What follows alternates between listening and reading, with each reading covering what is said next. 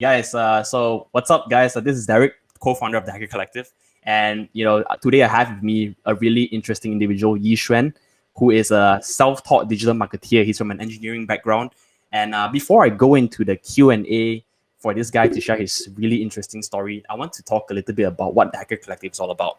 So the Hacker Collective is a place for people to come together to train their hacker mindsets, right? And when we say hacker mindset, we don't mean doing bad things, hacking PCs, making other people unhappy, all that kind of stuff. No, we're talking about doing things differently, about finding ways to make things work even when we don't have a full resource, even when we're not qualified for it, even when we're not ready for it. We just believe in doing and making things happen, right?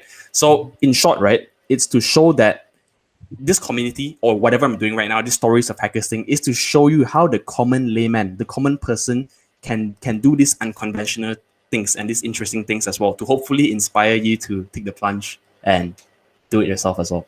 Okay, cool. So that's all for the intro. So hey man, hey, how are you doing? Hi Derek. I'm fine. Let's start with a short introduction about yourself. Okay, cool. I'm Yi Xuan, and as you heard from Derek just now, I came from an engineering background, and I only graduated last year. And what happens to me is actually throughout my studies, and also I would say the turning point is especially during the internship itself. I discovered that engineering and the job prospect itself is not something that I want for my future.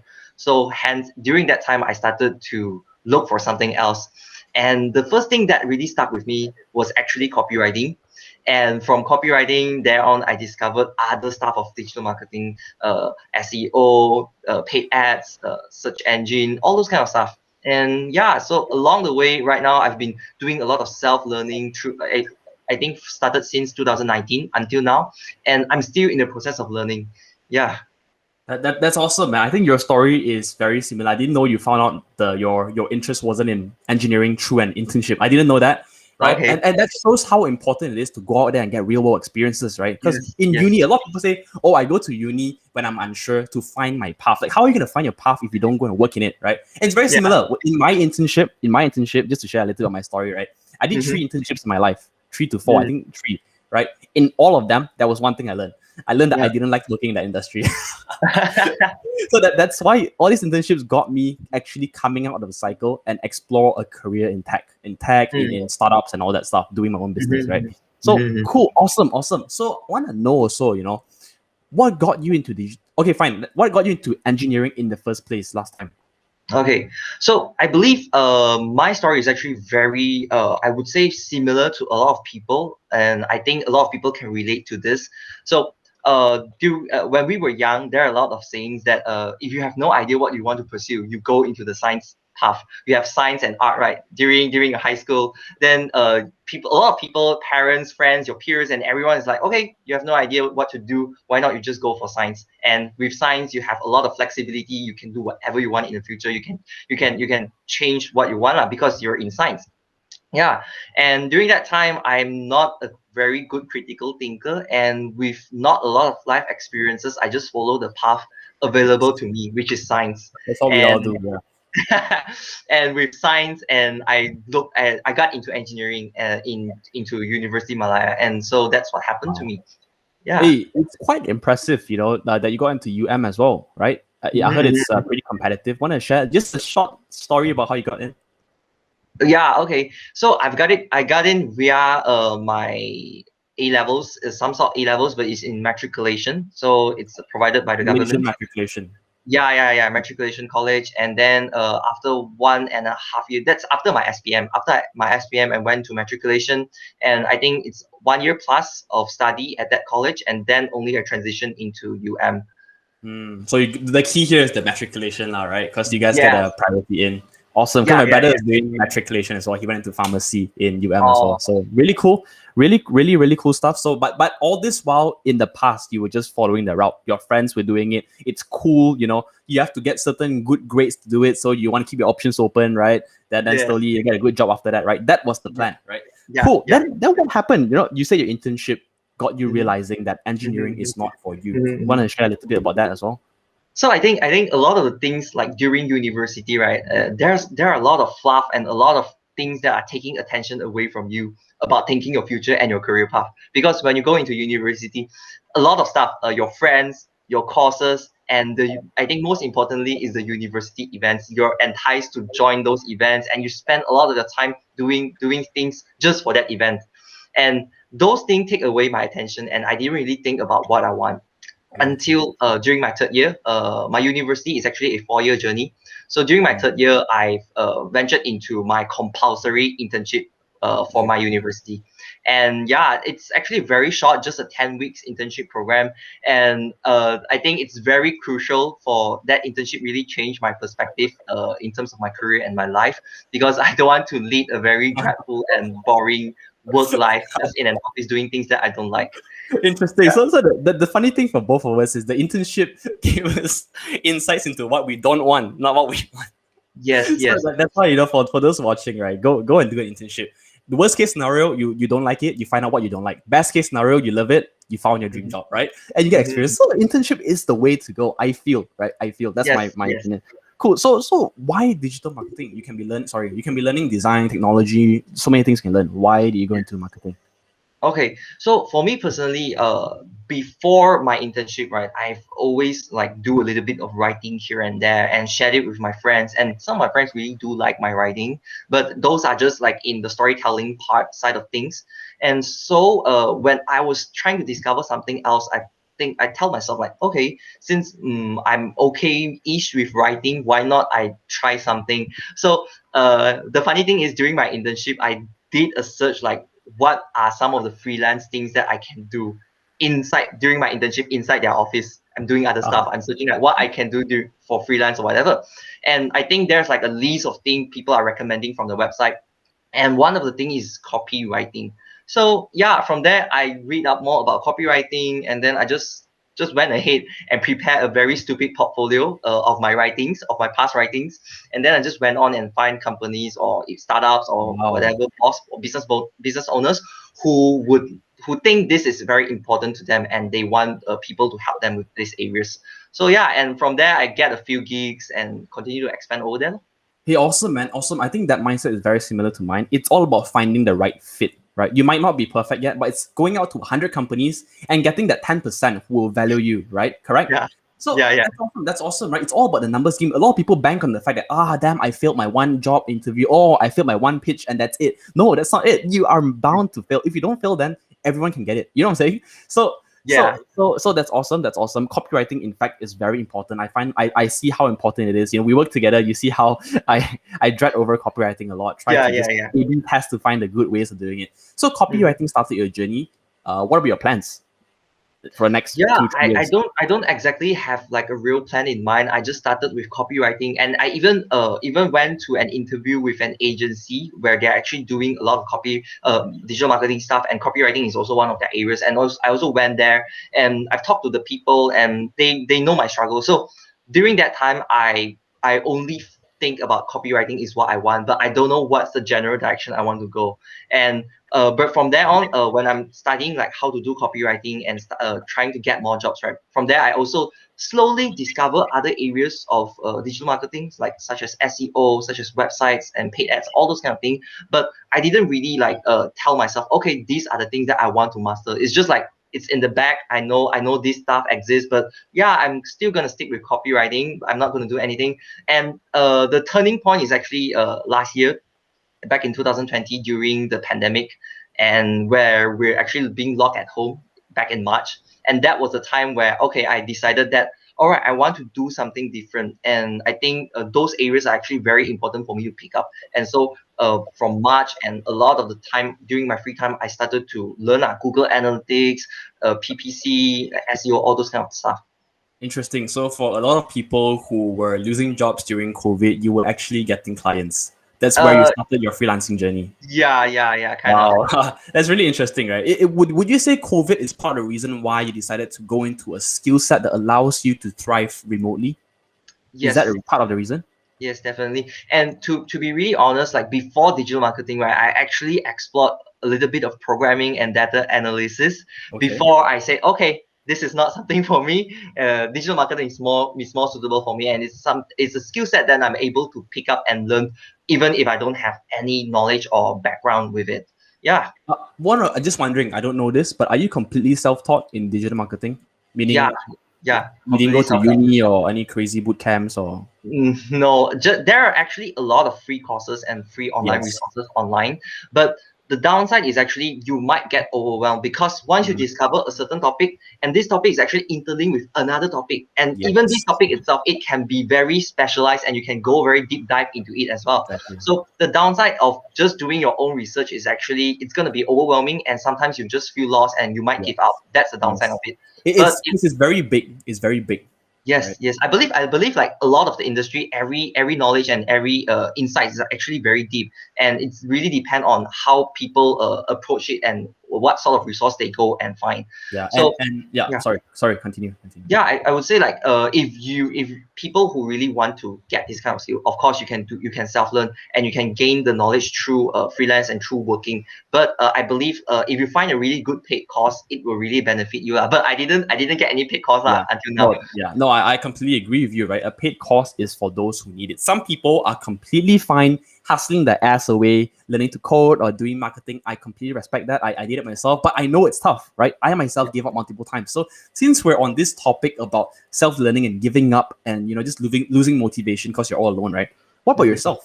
Any big obstacles or any challenges in your learning journey for Yeah. digital marketing? There are some, like, because there are certain barriers to when it comes to learning. First of all, you don't have a real business and you don't have something real for you to test out and to really try the tools. For instance, if you're learning Google Analytics, if you don't have a website, what are you going to do?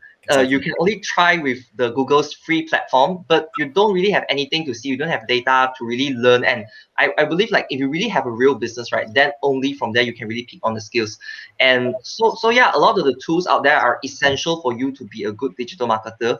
But if you don't have a business or if you don't have some work for you to work on, you can't really pick up those skills. You only get to like just watch YouTube videos and read a lot of online resources, and those are, I would say, are just like more like theory and maybe a little bit of practical. Yeah, and from there on you might like think, wow, there are so many things, and then I have nothing to start with. So I just overwhelmed, and okay, I might don't want to do it anymore. So for me personally, is like, okay, I start small, and I know there are a lot of things, and really at times I really feel overwhelmed, but I didn't give up lah. I just like, okay, yeah, okay, I don't touch those areas first. Never mind, I'll just leave it there. I still have no idea what is it, but yeah, I have some jobs. Why not I just continue to work on my job first, and then I'll see how it goes. And for me, is actually while I work my freelance jobs, and from there I continue to slowly see and discover other stuff and really see how those topics which I'm not familiar with, how they comes into play with that business. So it's a slow continuous learning process. Yeah. You know what is the imposter syndrome?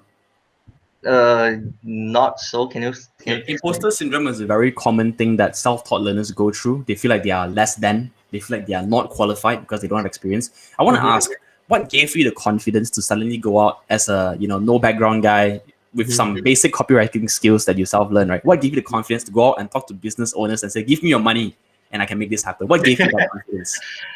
I started with no experience when it comes to running ads or managing social media, but I know this is the direction I want to go with, and I believe like I think that's the determination and the drive from my end, and I know this is something that I want, and it's something that I want to learn and experience itself. So I just went on, and I think it's very important for us to join those different Facebook groups like Digital Marketing Malaysia, or digital marketing or entrepreneurs or startup, those kind of groups available in the Malaysia context.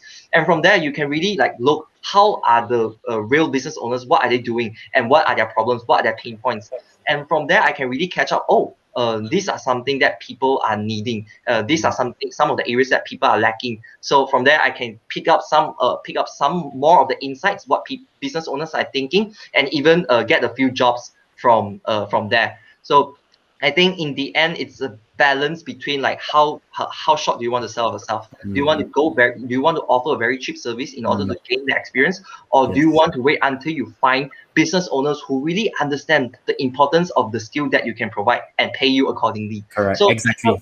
And that's the balance I did. Some I offer very cheaply because they're very cheapskate, and some they do really see the value that I'm offering, and they're willing to let me try. I So see. so it's a lot of trial and error and finding the balance, and then getting a hang of it, and then continue to improve from there. I agree completely. It's all about being comfortable in somewhere where it's uncertain, right? You don't know Yeah, how much they're gonna pay you. You don't know if you can even do. You don't know. The idea is, I'm not asking you to go and sell to some big company paying you 100K for one project. Just go to a small startup, get small projects, a few $100, $1,000, right? Just get your feet wet first, right? Get Yes. paid first, then you get experience, the exposure. That's where you start growing. Hey, Mm-hmm. awesome stuff, man. Cool. I think I don't really have that many questions left. Do you have anything to share? Yeah, I think nothing from my end anymore. I just Cool. believe that if people who want to venture into digital marketing, it's really a matter of trial and error. And based on my experience, I've actually communicated with some educators out there, or even colleges who are actually offering digital marketing courses. And trust me, those college and I'm not sure about public university, but I based on my experience with those private college, the things they're offering is actually not on par with what the industry really want. They're Exactly. actually teaching you basic stuff and nothing practical. I believe paid courses out there from websites out there, you can really get a lot of values from there. It's really good and practical. Because if you come down to it, tech or digital marketing or anything digital, it's changing every few months. Every few months, you have a new super awesome tool. You need to go and learn to use it. How in the world is a university going to adapt fast enough? They have to pay their overpriced lecturers. They have a full curriculum built out, the assignment, everything. Who's gonna go and drive that change in universities? That's why Yeah. they constantly feel left out. That's why a lot of people end up unemployed, and all that stuff. Cool. I think I remember one question I wanted to ask. So sorry, I left it until now. But that question is, so I know after you graduated, I can't believe I left this question out. But you graduated and then you got a job, right?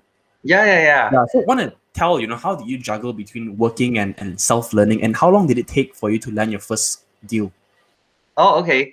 So, after I graduated, the jobs that I'm looking primarily is actually not in digital marketing first, but instead I'm looking more towards like an analytical role. And yeah, so the first job I've got is actually in an insurance company. But yeah, when I'm working in an that insurance company, what I really think to myself, okay, it's something I want to strive and I want to continue to improve and climb myself up in the company.